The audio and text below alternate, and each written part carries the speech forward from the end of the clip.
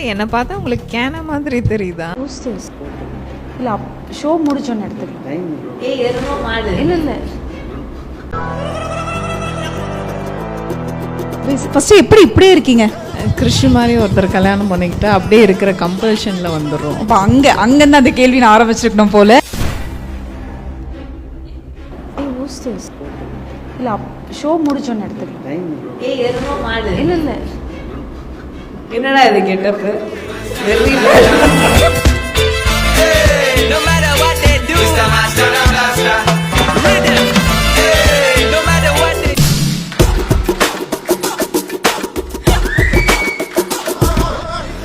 சாரிடா, very bad acting டா. with the blend right here.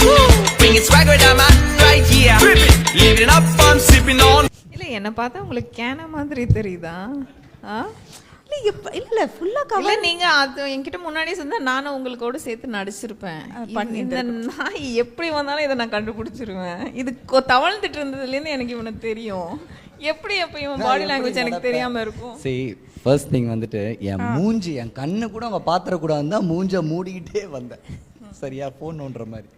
அப்பயும் அவங்க இது எனக்கு புள்ள மாதிரி. இது சங்கீதா அக்கானா வந்துட்டு எனக்கு அவங்கள ஒரு ஷோவில் தான் பழக்கம்.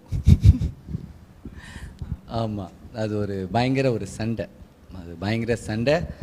என்னை திட்டாங்க. நானும் ரொம்ப வருஷமாக வந்துட்டு எனக்கு அவங்க மேலே பயங்கர கோவம். ஒரு நாள் அவங்கள பார்த்துட்டு நான் கேட்டேன், என்னையா அன்றைக்கி திட்டினீங்க அப்படின்னு நான் கேட்டேன். சத்தியமாக கேட்டேன். ஒரு 6 years இருக்குமாக்கா? 7-8 years மேலே இல்லையா? நான் கேட்டேன் நேராக போயிட்டு, ஹாய். அதெல்லாம் கிடையாது. ஏன்னா எனக்கு ரொம்ப வருஷமாக எனக்கு இருந்துகிட்டே இருக்குது. ஏன்னா ஃபர்ஸ்ட் டைம் நான் வரும்போதே நான் அவ்வளோ ப்ரைஸ் பண்ணி பேசினாங்க, அவங்களே திட்டாங்கன்னும் போது ஒரு கோவம் வரும்ல. ஸோ போய் கேட்டவுடனே அக்கா சொன்னாங்க, ஆமாம் நீ அன்றைக்கி அது பண்ணேன் அப்படின்னு சொன்னாங்க. நான் சொன்னேன் உங்களுக்கு தெரியாது அப்படின்னு என்னோடய ஃப்ளாஷ்பேக்கில் நான் சொன்னேன் என்ன நடந்துச்சுன்ட்டு. She got to know. அன்றைக்கி சாரிடா அப்படின்னாங்க. ஓகே, எல்லாருமே வந்துட்டு என் மனசு கஷ்டப்படக்கூடாதுன்னு ஒருத்தங்க சொல்லுவாங்கள்ல, நான் அப்படி தான் நினச்சேன். எனக்கு இன்னொரு மதர் இன்னிக்கவங்க என்னை வந்துட்டு பயங்கரமாக திட்டினாங்க.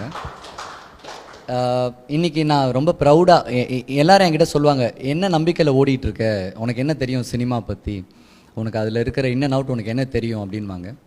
எல்லோரும் நிறைய பேருக்கு தெரியாது, என்னுடைய நிறைய ஹார்ட் டைம்ஸில் எனக்கு நிறைய வலிக்கும் போது நான் அக்கா கிட்ட தான் நிறைய உட்காந்து பேசியிருக்கேன். அவங்க வீட்டில் நான் நிறைய வாட்டி அவங்க சாப்பாட்டெலாம் செஞ்சு